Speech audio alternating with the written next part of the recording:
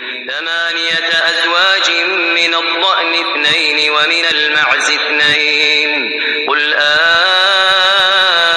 الذكرين حرم أم الأنثيين أما اشتملت عليه أرحام الأنثيين نبئوني بعلم إن كنتم صادقين.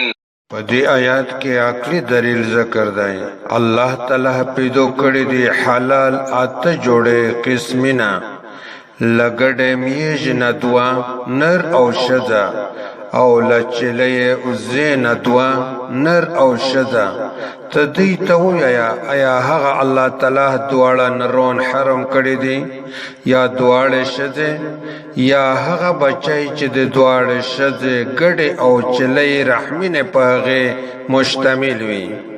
تو سے موتا په علم سره خبر وکي کچېره تو سے رښتینی یای. ومن الإبل اثنين ومن البقر اثنين قل الذكرين حرم أم الأنثيين أما اشتملت عليه أرحام الأنثيين أم كنتم شهداء إذ وصاكم الله بهذا فمن أظلم ممن افترى على الله كذبا ليضل الناس بغير علم إن الله لا يهدي القوم الظالمين.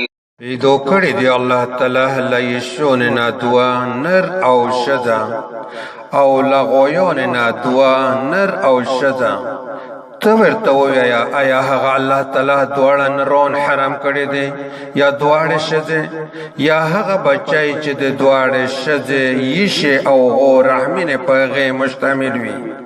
آیا تو سے حاضر وای کله چې الله تعالی تو سے ته د وصیت کوو نو د هغه چانا لوی ظالم بل څوک دی چې په الله تعالی باندې دروغ تړي د دې د پورا چې بلا علم خلق گمراه کی.